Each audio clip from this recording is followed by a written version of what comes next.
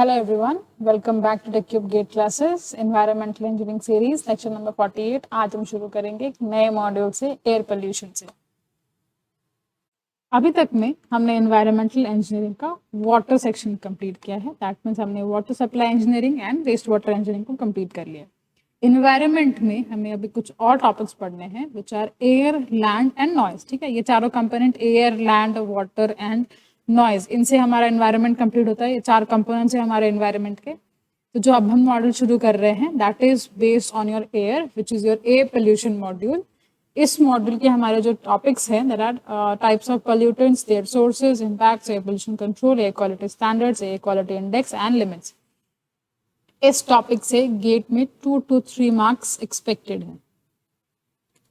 ठीक है, देखो अब जैसे मैंने बताया कि एनवायरनमेंट के हमारे चार कंपोनेंट है, वाटर, एयर, लैंड, नॉइज। इन कंपोनेंट्स को सेफ रखने के लिए कि वो ह्यूमन हेल्थ को इफेक्ट ना करे या इस रेट में ह्यूमन एक्टिविटीज ना हो जिससे कि एनवायरनमेंट को अफेक्ट करे, तो हमारे पास में कुछ प्रोटेक्शन के लिए गाइडलाइंस है, कुछ एक्ट्स है, कुछ रूल्स है।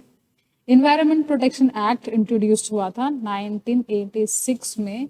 Air act was introduced in 1981, water act was introduced in 1974 and noise pollution act was introduced in 2000। Your municipal solid waste act was introduced in 2000। इन सब में हमारे पास में गाइडलाइंस दिए हुए हैं, लिमिट्स दिए हुए हैं कि ह्यूमन एक्टिविटीज का जो डिस्चार्ज हो रहा है, सपोज कि हमने एयर को डिस्चार्ज किया है एनवायरनमेंट में या हमने वाटर को डिस्चार्ज किया है एनवायरनमेंट में, तो उसके स्टैंडर्ड्स क्या हैं, किस हद तक हम उसको लिमिट कर सकते हैं, या अगर लिमिट क्रॉस हो गया है तो क्या उसके लिए पनिशमेंट है या क्या पेनल्टी है जो कि कंपनीज को या किसी इंडस्ट्री को भरना पड़ता है। ठीक है, तो ये जो पॉलिसीज फॉलो होती है ये हमारे को इन सब में मेंशन किया हुआ। इन एक्ट्स के बारे में इन डिटेल्स आपको मास्टर्स में पढ़ना पड़ेगा, अगर आप पढ़ोगे मास्टर्स करोगे तब। अदरवाइज यहाँ पे बीटेक में आपको इन डिटेल जानने की जरूरत नहीं है। अगर आपको यहाँ पे इंट्रोड्यूस्ड ईयर भी पता है तो भी वो आपके लिए इनफ है। So will move on toward air pollution. Air pollution का डेफिनेशन देखते हैं हम लोग पहले। So air pollution is presence of one or more contaminants in the atmosphere in such quantity, in such duration, and of such concentration to be threatened to injurious to human, plant and animal life or damage property. देखो यहाँ पे समझना, ये बात कर रहा है presence of one or more contaminants। ठीक है, कंटामिनेंट्स मतलब सिंपली हम बात कर सकते हैं, कंटामिनेंट्स कैसे हो सकते हैं, गैस के फॉर्म में हो सकता है, फ्यूम्स हो सकते हैं, स्मोक हो सकते हैं, या फिर फॉग हो सकता है, मिस्ट हो सकता है। These are contaminants, right. इस कंटामिनेंट्स के ऐसे कॉन्सेंट्रेशन में प्रेजेंस है एनवायरनमेंट में या इन सच ड्यूरेशन वो एनवायरनमेंट में प्रेजेंट है कि वो ह्यूमन, प्लांट, एनिमल लाइफ को अफेक्ट कर रहा है, उसी हिसाब से वो प्रॉपर्टीज को भी हार्म कर रहा है, प्रॉपर्टीज को भी डैमेज कर रहा है। समझना, क्वांटिटी की बात कर रहे हैं, ऐसे क्वांटिटी में प्रेजेंट है, ऐसे ड्यूरेशन में प्रेजेंट है और ऐसे कॉन्सेंट्रेशन में प्रेजेंट है कि वो हार्मफुल है। ठीक है, ऐसा हो सकता है कि कुछ जो गैसेस हैं या जो कंटामिनेंट्स हैं वो क्या है, छोटे क्वांटिटी में है, कम क्वांटिटी में है। कम क्वांटिटी में अगर वो कम ड्यूरेशन के लिए एनवायरनमेंट में रह रहा है तो हो सकता है कि वो हार्मफुल ना हो। ठीक है, वो एनवायरनमेंट में जाके एक्सपोज हो जा रहा है जब, तो वो डिस्पर्स हो जा रहा है, डाइल्यूट हो जा रहा है, तो वहां पे वो अब उसका कॉन्सेंट्रेशन ऐसा नहीं रह गया है कि वो हार्मफुल हो किसी के लिए भी। बट वही अगर एनवायरनमेंट में लंबे ड्यूरेशन के लिए रह रहा है, छोटी सी ही क्वांटिटी अगर लंबे ड्यूरेशन के लिए रह रहा है तो वो human health, plant health, animal health के लिए हार्मफुल हो सकता है, प्रॉपर्टीज को डैमेज कर सकता है। इसीलिए यहाँ पे क्लियरली मेंशन्ड है कंटामिनेंट्स कन्वर्ट हो सकता है पोल्यूटेंट में जब वो ऐसे क्वांटिटी, ऐसे ड्यूरेशन और ऐसे कॉन्सेंट्रेशन में अवेलेबल है एनवायरनमेंट में। तो जब ऐसे कंटामिनेंट्स प्रेजेंट है एयर में जो कि हार्मफुल है ह्यूमन, प्लांट, एनिमल के लिए, प्रॉपर्टी के लिए, तब हम कह रहे हैं कि यहाँ पे अब एयर पोल्यूशन हो रहा है। ठीक है, अब इस एयर पोल्यूशन को हम जज कैसे कर रहे हैं? सी, हमारे एयर में ये कंपोजिशन ऑफ एयर है जिसमें कि nitrogen, oxygen, argon, carbon dioxides के कुछ फिक्स्ड परसेंटेज है। ये परसेंटेज बाय वॉल्यूम है, this are the percentage by volume, out of which nitrogen is 78.01%, oxygen is 20.95%, argon is 0.95% and carbon dioxide is 0.032%. आप इन सबको ऐड करोगे, थोड़ा अमाउंट कम मिलेगा 100% से, क्योंकि जो बाकी अमाउंट रह गया है 100% होने में, उसके अमाउंट की ट्रेस गैसेस अवेलेबल है। ठीक है, ट्रेस गैसेस वो गैसेस है जिनका कोई फिक्स अमाउंट नहीं है एनवायरनमेंट में, वो आते जाते रहते, घटते बढ़ते रहते। तो देखो, ये जो ओरिजिनल कंपोजिशन ऑफ एयर है, ये जो ओरिजिनल कंपोजिशन ऑफ एयर है, अगर इसमें चेंज आ रहा है, दैट मीन्स यहाँ पे कोई फॉरेन कंपोनेंट आया है, मतलब फॉरेन गैस आया है जो यहाँ से बिलोंग नहीं करता, वैसा कुछ आ गया है। अब या तो वो नया इंट्रोड्यूस हुआ होगा एनवायरनमेंट में, या फिर इनके रिएक्शन से बना होगा कुछ गैस आ गया, जिसकी वजह से नाइट्रोजन ने हो सकता है रिएक्शन कर ले, तो उसका अपना कंपोजिशन यहाँ से घट जाएगा, उस पोल्यूशन का या उस कंपोनेंट का अमाउंट बढ़ जाएगा। तो जो हम इम्बैलेंस क्रिएट हो रहा है हमारे एनवायरनमेंट में, that is termed as the air pollution. ठीक है, जो ओरिजिनल कंपोजिशन ऑफ एयर है, इसमें जो चेंजेस आ जा रहे हैं, इसमें जो चेंजेस आ जा रहे हैं, तो मतलब ओरिजिनल कंपोजिशन ऑफ एयर में चेंजेस आ जा रहा है, जिसके वजह से क्या हो रहा है, एयर हार्मफुल हो जा रहा है। तो that air is termed as polluted air. तो अब हम कह रहे हैं कि यहाँ पे एयर पोल्यूशन हो रहा है, राइट। सपोज अब एयर पोल्यूशन हो रहा है, मतलब एयर हमारा कहाँ एग्जिस्ट करे। जब हम वाटर पढ़ रहे थे तब हमने वाटर के सोर्स पे ध्यान दिया था कि वाटर हमारा ग्राउंड वाटर है या सरफेस वाटर, राइट। वैसे ही हम यहाँ समझना चाह रहे हैं कि हमारा एयर का एग्जिस्टेंस कहाँ है। तो एयर हमारा कहाँ एग्जिस्ट कर रहा है, एटमोसफेयर में। अब एटमोसफेयर में एग्जिस्ट कर रहा है, मतलब एटमोसफेयर का कुछ तो रोल है।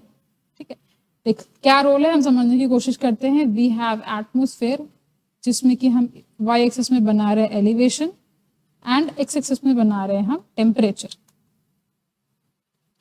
We have layers of atmosphere. First layer what we have is called troposphere. अब ट्रोपोस्फेयर पे प्लांट, एनिमल, बिल्डिंग, स्ट्रक्चर सब यहीं एग्जिस्ट करता है। Next is your stratosphere. Stratosphere पे मोस्टली हमारा ओजोन एग्जिस्ट करता है। Then we have is mesosphere, and last one is your thermosphere. Thermosphere को आयनोस्फेयर भी बोलते हैं।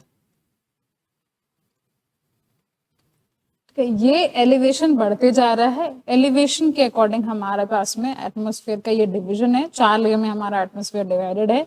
इसमें first layer is troposphere. Troposphere में ही वी एग्जिस्ट, मतलब plant, animal, building, structure, human, सब हम ट्रोपोस्फेयर पे ही एग्जिस्ट करते हैं। Then what we have is your stratosphere. Stratosphere में आपका ओजोन लेयर एग्जिस्ट करता है। इंपॉर्टेंट यही है कि स्ट्रेटोस्फेयर में आपका ओजोन लेयर एग्जिस्ट करता है। Third is your mesosphere.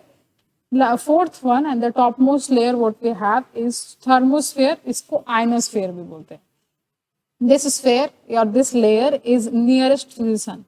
अब हम समझने की कोशिश करते हैं कि टेम्परेचर का वेरिएशन कैसा हो रहा है एलिवेशन के साथ। जैसे जैसे एलिवेशन बढ़ रहा है from troposphere to thermosphere, elevation continuously बढ़ रहा है। तो ये एलिवेशन के इंक्रीमेंट से कैसा हमारा टेम्परेचर का वेरिएशन है, we need to understand that first.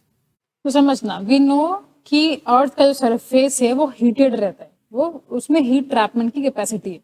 तो जब अर्थ सरफेस से जब आप दूर जाओगे, जितना आपका एलिवेशन बढ़ेगा, जितना आप सरफेस से ऊपर जाओगे, जितना आप सरफेस से डिस्टेंस मेंटेन करोगे, जितना एलिवेशन आप लोगे, उतना ज़्यादा यू विल फील कि टेम्परेचर यहाँ पे क्या हो रहा है, डिक्रीज हो रहा है। तो जितना ज़्यादा एलिवेशन में डिफरेंस आएगा, उतना ज़्यादा you will feel that there is decrease in temperature.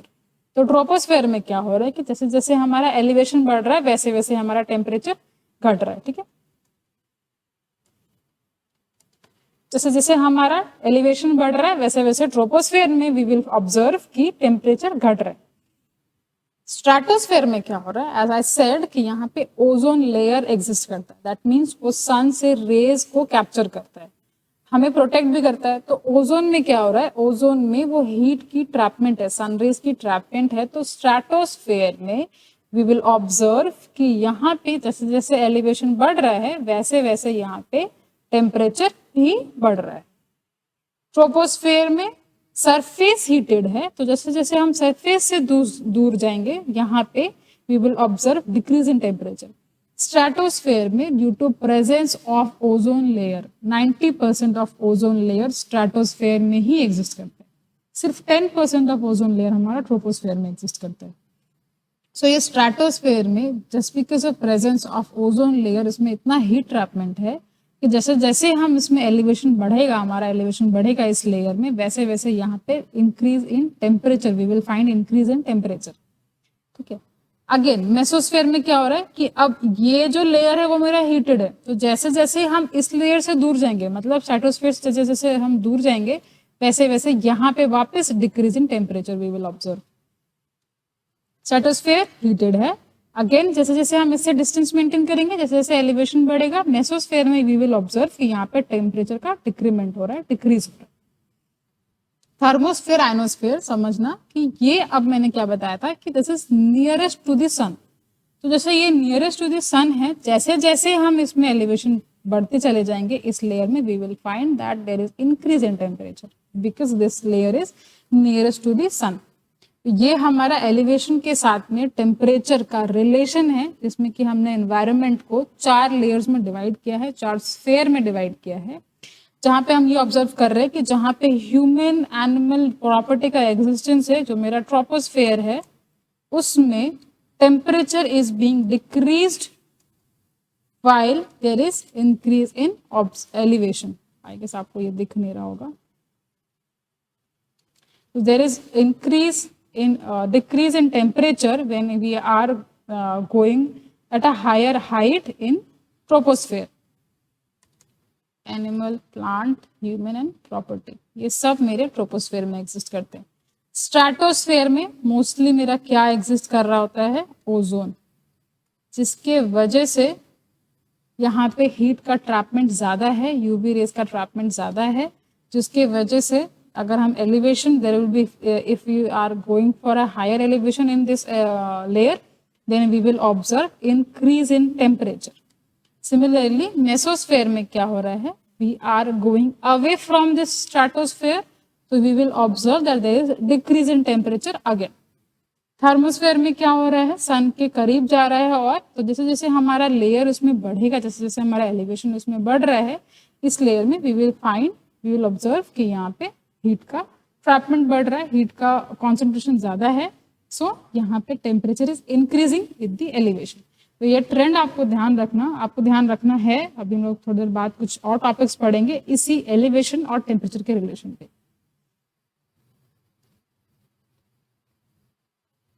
So sources of air pollutant. Now we need to know कि ये air pollution generate कहाँ से हो रहा है। So on the basis of origin, special distribution and pollution, in 3 category में हमने sources को डिवाइड किया है। हम देखेंगे कि क्या एग्जाम्पल है इनका जो हमारे लिए इम्पोर्टेंट है। On basis of origin, we have 2 categories. Number 1 is your natural sources. Natural source में क्या है? Natural source के एग्जाम्पल है volcanic eruption. Then forest fire, storm dust, you can also say trees, because while respiration trees emits carbon dioxide, तो carbon dioxide का fixed composition है air में, उसमें अगर imbalance होगा तो air pollution होगा। Then is your man-made, जो भी natural नहीं है वो सब man-made sources of air pollution है। man-made activity air pollution मतलब human activity से जो हो रहा है, जो ह्यूमन एक्टिविटी इसमें इन्वॉल्व है, हम उनको एंथ्रोपोजेनिक एक्टिविटीज भी बोलते हैं। एंथ्रोपोजेनिक एक्टिविटी जिनसे कि हमारा एयर पोल्यूशन हो रहा है। ठीक है, इसके एग्जाम्पल क्या है, जो भी नेचुरल की कैटेगरी में नहीं आता वो सब ह्यूमन या मैन मेड एयर पोल्यूशन की कैटेगरी में आता है। सो इसके एग्जाम्पल है इंडस्ट्रीज, ऑटोमोबाइल्स। ठीक है, बहुत एग्जाम्पल्स है मैनमेड के, आप खुद समझ सकते हो। Based on special distribution, that means यहाँ पे क्या है, एरिया की बात करी जा रही है। सो इसमें हमारे पास में 2 कैटेगरीज है वापस। पहला category is your point source, दूसरा is your aerial source. Point source में क्या आ रहा है, पॉइंट का एग्जाम्पल है एक इंडस्ट्री। इसकी एग्जाम्पल की अगर हम बात करें तो सिंगल इंडस्ट्री, एक इंडस्ट्री किसी एक पॉइंट से, मतलब हमारे पास में वहां से एयर का जो एमिशन हो रहा है, उस इंडस्ट्री से जो एमिशन हो रहा है एयर का, वो एक सिंगल सोर्स है, मतलब वो पॉइंट सोर्स है पोल्यूशन का। वही अगर ग्रुप ऑफ इंडस्ट्री हो, तो वही जगह, वही पोजीशन या वही एरिया हमारा एक सोर्स ऑफ पोल्यूशन बन जाता है, उसको हम कह रहे हैं एरियल सोर्स ऑफ पोल्यूशन। ठीक है,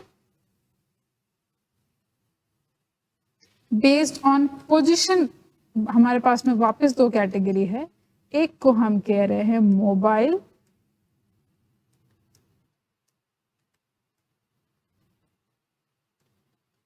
और line source, second one is your stationary, जो एक लोकेशन पे फिक्स है दैट इज योर स्टेशनरी, जो मोशन में है, जो मूवमेंट कर रहा है that is your mobile source और लाइन सोर्स। मोबाइल सोर्स और लाइन सोर्स का एग्जांपल क्या हो सकता है? Again automobile. स्टेशनरी क्या है? Again industry. इनके कुछ एग्जाम्पल्स हम के थ्रू हम इनको समझने की कोशिश करते हैं। देखो यहाँ पे कुछ पिक्चर्स है। Suppose this is your ship, ठीक है। अब ये शिप हमारा क्या होता है? मोशन में है, ठीक है, तभी उसमें एमिशन ऑफ एयर आ रहा है क्योंकि यहाँ पे कंबशन ऑफ फ्यूल हो रहा है। So this is your line source और मोबाइल सोर्स और मोबाइल, ठीक है। दिस इज, ये क्या है? एक सॉलिड वेस्ट का जो है, सॉलिड वेस्ट का डंप एरिया है। तो यहाँ पे क्या हो रहा है? यहाँ पे अगर इसको मैनेज किया जाए फर्दर, यहाँ पे एक एनारोबिक रिएक्शन चलता होता है, मतलब यहाँ पे एनारोबिक डाइजेशन होता है, जो भी यहाँ पे सॉलिड वेस्ट का डिपोजिशन हुआ है, ठीक है, जहाँ पे इसको डंप किया गया है। तो ये यहाँ पे एनारोबिक रिएक्शन होगा तो इसमें एमिशन होगा मीथेन गैस का। मीथेन गैस का एमिशन होगा, दैट मीन्स ये मीथेन गैस क्या है? अगेन हमारा ग्रीन हाउस गैस है। तो ये ग्रीन हाउस गैस क्या करेगा? वापस इनबैलेंस क्रिएट करेगा हमारे एटमॉस्फेयर में। तो ये एक्चुअली एक लार्ज एरिया में डंप किया जाता है, सॉलिड वेस्ट को एक लार्ज एरिया में डंप किया जाता है। आप अपने लोकेलिटी के आसपास देखे होंगे, सिटी के बाहर जनरली इसको प्रेफर किया जाता है। इस लैंड में एनारोबिक रिएक्शन होता है जिसमें से कि मीथेन जैसे गैसेस का प्रोडक्शन होता है। अगर ऐसा कुछ यहाँ पे गैसेस क्रिएट हो रहे, मतलब एमिट हो रहे हैं, जिसके वजह से इस एरिया में पोल्यूशन डिटेक्ट करा जा रहा है, पोल्यूशन है, तो ये जो काइंड ऑफ पोल्यूशन यहाँ पे क्रिएट हो रहा है दैट इज एरियल। ठीक है, अगेन वी हैव ऑटोमोबाइल्स। ये जो यहाँ पे एमिशन ऑफ पोल्यूशन हो रहा है, जो ये एयर को पोल्यूट कर रहा है, this is again a line source और मोबाइल सोर्स। अब ये एक एमिशन हो रहा है, अब ये कंट्रीब्यूशन हो रहा है इस इंडस्ट्री का फॉर द एयर पोल्यूशन। तो ये एक सिंगल इंडस्ट्री की बात करी जा रही है, then this is our point source. This is volcanic eruption, so this is a natural source.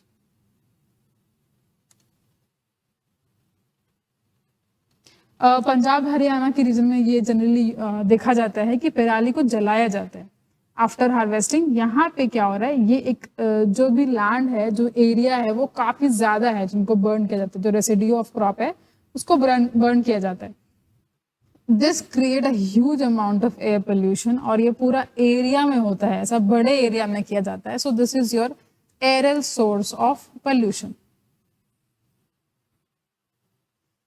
This is how it looks like when you talk about the sources of air pollution. ये कुछ examples है, ऐसे तो बहुत examples है जो आप daily life में भी देखते हो, बहुत सारे एग्जाम्पल्स मिल जाएंगे आपको जिसका कंट्रीब्यूशन है एयर पोल्यूशन के लिए। तो आप इनको इन सोर्सेज के हिसाब से, इन पॉइंट्स हिसाब से इनको जज कर सकते हो कि वो किस कैटेगरी के सोर्स है for the air pollution. Okay, now we have classification of air pollutants. हमने पहले pollution के sources देखे हैं. Now we have classification of pollutant. Okay, this is very important. इससे question आए हैं. Based on origin, we have two categories. Number one, primary. Number two is your secondary.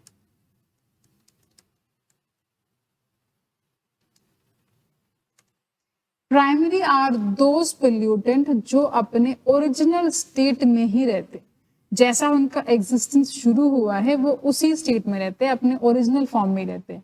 मतलब primary pollutants को जैसा release किया जाता है एनवायरनमेंट में, जैसा रिलीज किया जाता है एटमॉस्फेयर में, वो उसी स्टेट में रह के एयर को पोल्यूट करते हैं, एयर पोल्यूशन करते हैं, ठीक है। तो प्राइमरी पोल्यूटेंट्स के एग्जांपल हैं hydrocarbon, carbon monoxide, oxides of sulphur, oxide of nitrogen, particulate matters,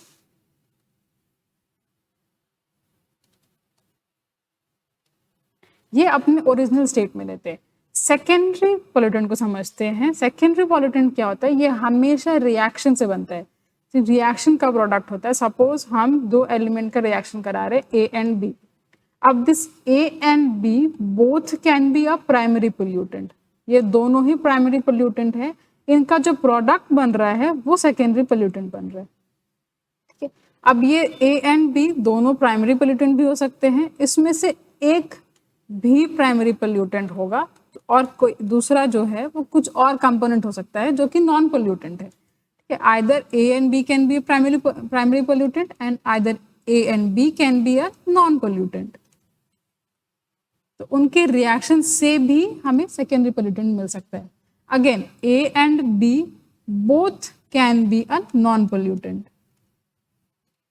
फिर भी उनके रिएक्शन से मुझे सेकेंडरी पोल्यूटेंट मिल सकता है। तो सेकेंडरी पोल्यूटेंट हमें कैसे मिलता है? सेकेंडरी पोल्यूटेंट हमें रिएक्शन से मिलता है, दो एलिमेंट के रिएक्शन से मिलता है। दो एलिमेंट्स हमारा या तो दोनों ही प्राइमरी एलिमेंट हो सकते हैं, प्राइमरी पोल्यूटेंट हो सकता है, या दोनों में से कोई भी पोल्यूटेंट नहीं है। वो दोनों का अगर इंडिविजुअल एग्जिस्टेंस देखें, उन दोनों में से कोई भी पोल्यूटेंट नहीं है, बट जब वो रिएक्ट कर रहे हैं तब वो सेकेंडरी पोल्यूटेंट बना रहे हैं।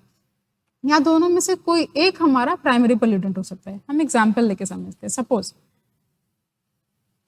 Suppose we are talking about acid rain.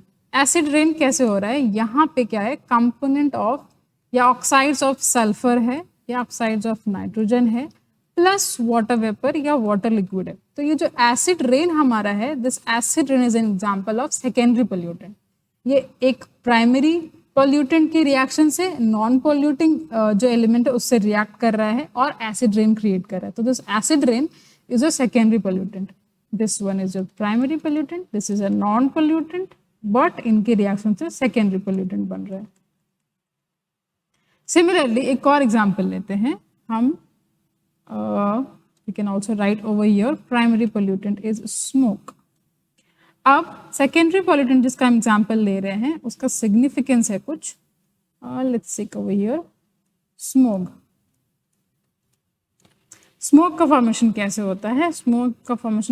Smoke plus fog, this is very dangerous element, very dangerous secondary pollutant. Death rate काफी ज्यादा है इसकी वजह से। एनीवेज, स्मोक क्या है? एक प्राइमरी पोल्यूटेंट है। फॉग क्या है? एक नॉन पोल्यूटेंट है, बट इसके रिएक्शन से क्या मिल रहा है मुझे? स्मॉग, जो कि हमारा सेकेंडरी पोल्यूटेंट है। तो सेकेंडरी पोल्यूटेंट के कुछ एग्जाम्पल्स देख लेते हैं हम लोग पहले। सो smog is your secondary pollutant, acid rain is your secondary pollutant, ठीक है। This PAN is a secondary pollutant which is peroxyacetyl nitrate, PBN is a secondary pollutant which is peroxybenzyl nitrate, PPN which is peroxy propanyl nitrate, ये तीनों भी आपके secondary pollutant है। Actually एक trick है कि जो भी P से शुरू होता है इज योर सेकेंडरी पोल्यूटेंट। अब तक तो ये काम किया है कि जो भी P से शुरू हो रहा है those are your secondary pollutant. And one of the important जो secondary pollutant is your ozone. देखो ओजोन मैक्सिमम, जैसे हमने बात किया कि मैक्सिमम वो स्ट्रेटोस्फेयर पे प्रेजेंट है, 90 to 95% स्ट्रेटोस्फेयर पे प्रेजेंट है। ट्रोपोस्फेयर में ये 5 to 10% ही अवेलेबल है, बट वो हमारा एक पोल्यूटेंट है, एयर पोल्यूटेंट है। So these are the example of your primary and secondary, important examples of your primary and secondary air pollutant. Smoke की बात कर रहे हैं तो I would like to introduce a topic जिसमें क्या कि देखो एक स्मोक है जिसको कि हम कहते हैं फोटोकेमिकल स्मोक। फोटोकेमिकल स्मोक को लंदन स्मोक भी कहते हैं बिकॉज इस स्मोक की वजह से लंदन में एक बार डिजास्टर हुआ था, बहुत लोगों की जान गई थी। सो फोटोकेमिकल स्मोक और लंदन स्मोक आर सेम। होता क्या है कि एटमॉस्फेयर में हमारे पास में क्या है? ऑक्साइड्स ऑफ नाइट्रोजन है। This oxides of nitrogen in presence of UV ray break down into NO plus O. ठीक है, नेसेंट ऑक्सीजन। अब ये नेसेंट ऑक्सीजन रिएक्ट करता है हमारे ऑक्सीजन से एंड फॉर्म्स ओजोन। ठीक है, ये सब होता है इन एब्सेंट, जब हमारा VOC एब्सेंट रहता है। VOC मतलब volatile organic compound. Organic compound, volatile organic compound मुझे कहाँ से मिलता है? जहां पे भी स्मेल मिलेगा पेंट्स वगैरह में, अगर आपको याद होगा इमल्शन या पेंट या डिस्टेम्पर, इन सब में जब स्मेल होता है ना वो VOC होता है।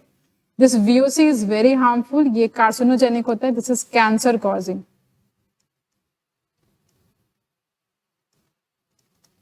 दिस इज कार्सिनोजेनिक, ये एक कैंसर कॉजिंग एलिमेंट है VOC, volatile organic compound. Volatile organic compound हमें कहाँ मिलता है? जहां मार्कर हो, पेन मार्कर हो या बोर्ड मार्कर हो, इनमें एक स्मेल होता है, पेंट्स में, इमल्शन में एक स्मेल होता है। जो ये स्मेल है that is because of presence of VOC, volatile organic compound. तो नेचर में ये वोलेटाइल ऑर्गेनिक कंपाउंड जब एब्सेंट है, जहां पे एब्सेंट है वहां पे ऐसा रिएक्शन होता है इन प्रेजेंस ऑफ UV। ये UV के प्रेजेंस की वजह से ही हम इसको कहते हैं फोटोकेमिकल स्मोक। ठीक है, इसमें क्या हो रहा है कि this is the reaction happening in absence of VOC, जब यहाँ पे VOC एब्सेंट है। ठीक है, तो क्या हो रहा है? नाइट्रोजन का ऑक्साइड रिएक्ट कर रहा है and break down into NO plus oxygen, nascent oxygen. ये नेसेंट ऑक्सीजन वापस रिएक्शन कर रहा है ऑक्सीजन के साथ, O2 के साथ, फॉर्म कर रहा है ओजोन। ठीक है, जब हमारे पास में VOC प्रेजेंट है, जहां VOC प्रेजेंट है दैट मीन्स हमारा VOC एक ऑर्गेनिक कंपाउंड है, तो हम इसको मेंशन कर रहे हैं R से। यहाँ पे क्या हो रहा है? This VOC is reacting with oxygen and forming RO2। ये भी फोटोकेमिकल मतलब UV के प्रेजेंस में ही हो रहा है। So this RO2 is forming, this RO2 will now react with NO and form RO plus NO2. This is happening in presence of VOC. तो हमारा एंड प्रोडक्ट ध्यान देना, हमारा एंड प्रोडक्ट बन रहा है एक ओजोन, एक एंड प्रोडक्ट बन रहा है मेरा NO2। इन दोनों के प्रेजेंस से NO2 और ओजोन, NO2 और ओजोन के प्रेजेंस से जो फॉर्म हो रहा है यहाँ पे, this is forming smoke. This smoke is called photochemical smoke. जो NO2 और ओजोन के प्रेजेंस में जो स्मोक बन रहा है that is what we are calling as photochemical smoke. इस photochemical smoke से पहले भी डिजास्टर हो चुका है लंदन में, इसीलिए इसको कहा गया है लंदन स्मोक। ओके, चलो वापस चलते हैं अपने क्लासिफिकेशन ऑफ एयर पोल्यूटेंट में। कुछ और कैटेगरीज है मेरे पास। Suppose next is your based on nature of pollutant. So nature of pollutant में हमारे पास में वापस दो कैटेगरी है। First is your organic, second one is your inorganic. Example से समझते, ऑर्गेनिक कौन सा होगा? ऑब्वियसली जो हाइड्रोकार्बन है, CH। ठीक है, इनऑर्गेनिक में क्या क्या है? वापस सॉक्स है, नॉक्स है, स्मोक है, इनसे ये सब हमारा क्या है? अब ये सब हमारा इनऑर्गेनिक है। Next is your based on state of matter. State of matter पे बेस्ड हमारे पास में वापस दो कैटेगरी है। So first category is your particulates. Particulates भी हमारे दो टाइप में अवेलेबल है, सॉलिड में एंड लिक्विड में।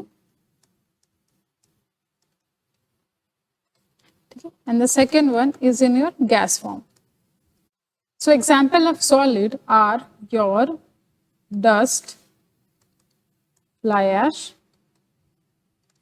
Liquid के examples में क्या हो सकते हैं? Mist, spray. Gases के examples में क्या हो सकते हैं?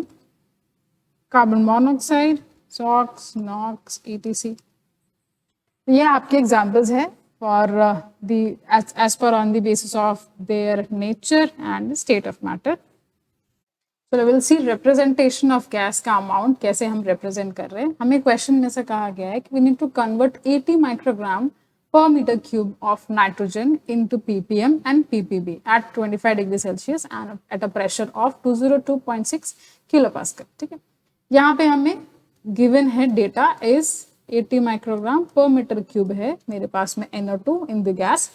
अब उसको मुझे कन्वर्ट करना है किस में, ppm में एंड ppb में, पार्ट्स पर मिलियन, पार्ट्स पर बिलियन। ठीक है, हम जब वाटर की बात कर रहे थे, वहां हम ppm को डायरेक्टली लिख रहे थे in a unit of concentration which is mg per litre. क्यों? क्योंकि लिक्विड के केस में 1 kg is equal to 1 litre, बहुत डिफरेंस नहीं है उसमें। But when talk about gases में 1 kg gas is never equal to 1 litre of gas. इसमें हम ये नहीं लिख सकते हैं कि ppm is equal to mg per litre. ppm को हम इसमें रिप्रेजेंट नहीं कर सकते in form of gas, but water के केस में मेरा ये सेटिस्फाइड था। ठीक है, सो यहाँ पे हम चलेंगे वापस बेसिक डेफिनेशन पे कि ppm मतलब क्या हुआ, पार्ट्स पर मिलियन।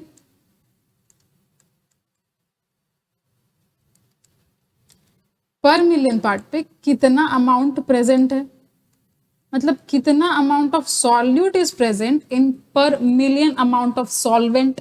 ठीक है, कितना सॉल्यूट इज प्रेजेंट इन पर million amount of solvent.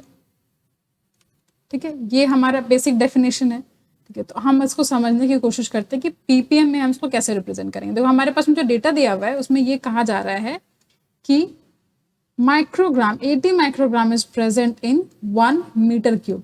We need to represent that into, first we need to represent that in million parts per million meter cube में कितना अवेलेबल है। So we need to find out this amount कि ये कितना available है, this solute is कितना available in 10 to the power 6 amount of solvent। अब देखो इनका यूनिट अब मुझे कॉमन करना पड़ेगा। ठीक है, कॉमन करना पड़ेगा मुझे, मतलब एक यूनिट में इसको कन्वर्ट करना पड़ेगा। सो वी नो, हम अब चलते वापस अपना बेसिक इक्वेशन ऑफ गैसेस में। वी नो कि PV is equal to nRT। एक कॉमन यूनिट में अब मुझे इसको कन्वर्ट करना है, मुझे इसको मीटर क्यूब में कन्वर्ट करना है। एक हमारे पास में ऑलरेडी स्टैंडर्ड अमाउंट में सॉल्वेंट का है यूनिट, हम उसको कन्वर्ट, हमारा जो सॉल्यूट है हम उसको कन्वर्ट करना चाहते हैं मीटर क्यूब में। ठीक है, सो हम जा रहे हैं वापस अपने बेसिक इक्वेशन में which is our PV is equal to nRT। यहाँ से हम वॉल्यूम निकाल लेंगे अपने NO2 का।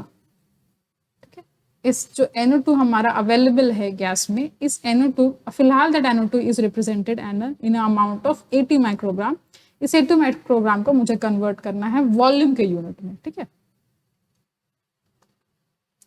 Okay, so PV is equal to nRT what we know as. So हमें क्या निकालना है, V will be what, N into R into T by P। इससे मुझे मिल जाएगा मेरा सॉल्यूट कितना प्रेजेंट है वॉल्यूम के यूनिट में। ओके, तो अगर आपको सबकी वैल्यू पता है तो डायरेक्टली हम V में पुट कर सकते हैं अमाउंट और कैलकुलेट कर सकते हैं। जिनको नहीं पता है हम एक बार कांस्टेंट की वैल्यू निकाल लेते हैं, because standard temperature and pressure we know कि स्टैंडर्ड टेम्परेचर एंड प्रेशर में temperature is your 1 degree celsius. यहाँ पे टेम्परेचर का यूनिट होता है kelvin, so 273 degree kelvin. Pressure is your 1 atm, number of moles taken as 1 and that means your n is equal to 1। हमें यहाँ पे r का कांस्टेंट अगर याद नहीं है तो हम यहाँ से कैलकुलेट कर सकते हैं। So let's calculate at standard temperature and pressure, volume is also given 22.4 liter। So now all we need to find out is the constant, that is your r। so r find out कर लेते हैं। r will be v into p divided by n into t। So V is given as 22.4 liter, P is your 1 atm, N is 1, temperature is 273 degree Kelvin। इसका जो unit आएगा that unit will be liter atm divided by moles Kelvin। ठीक है, this is your unit। अब R का amount अगर हम calculate करें that will be 0.082 litre atm mole kelvin. ठीक है, ये कांस्टेंट का वैल्यू अगर आप ध्यान रखो तो भी ठीक, अदरवाइज आप कैलकुलेट कर सकते हो, आपके पास डेटा है ऑलरेडी। ओके, चलो अब हम V फाइंड आउट कर लेते हैं फटाफट। सो V is nothing but V is equal to nRT by P। so nRT by P, N क्या है, एन मुझे निकालना पड़ेगा। एन हमारे गैस का दिया हुआ है, सॉरी अमाउंट हमारे गैस का मास दिया हुआ है, mass is 80 microgram. Molecular weight हम निकाल लेंगे, molecular weight will be NO2, कितना होगा ये 3 + 32 विच इज 46, मॉलिक्यूलर वेट निकाल लिया हमने। अब we need to find out the N, so N is the weight by the molecular weight. Weight कितना दिया है मुझे पास में, मेरे पास में 80 माइक्रोग्राम, पर मुझे फाइंड आउट किस में करना है, पर मिलियन में। पर मिलियन करने के लिए हमने क्या किया, यहाँ पे हमने एक कंपोनेंट को 10⁻6 से मल्टीप्लाई किया, तो जो अगर डिनोमिनेटर को हमने 10⁻6 से मल्टीप्लाई किया है तो न्यूमरेटर को भी तो करना पड़ेगा 10⁻6 से मल्टीप्लाई। सो अगर हम यहाँ पे मल्टीप्लाई करेंगे 80 माइक्रोग्राम को इंटू 10⁻6, तो अब ये कन्वर्ट हो जा रहा है मेरा ग्राम्स में। So this will be cancelled. What we get is 80 grams. ठीक है, ओके। तो अब हमारे पास में जो n आएगा that is 80 by 46. So 80 by 46 is your n. R is 0.082, हमने अभी अभी कैलकुलेट किया है। T is given as 25 degree Celsius, तो 25 को हम चेंज कर लेते हैं केल्विन में, plus 273 divided by your P। अब देखो P का अमाउंट हमने किस में लिया था, यहाँ पे ATM में, यहाँ पे हमारे पास में P का अमाउंट दिया हुआ है किलो पास्कल में। सो वी नो कि 1 ATM is equal to 101.3 kilo pascal. That means जो ये अमाउंट दिया हुआ है this can be converted into ATM which is 2 ATM। हम डायरेक्टली मेंशन कर रहे हैं यहाँ पे कि दिस इज योर 2। इसको आप कैलकुलेट करोगे तो you will get the volume of 21.25 10⁻³ so this is the amount you will get in metre cube.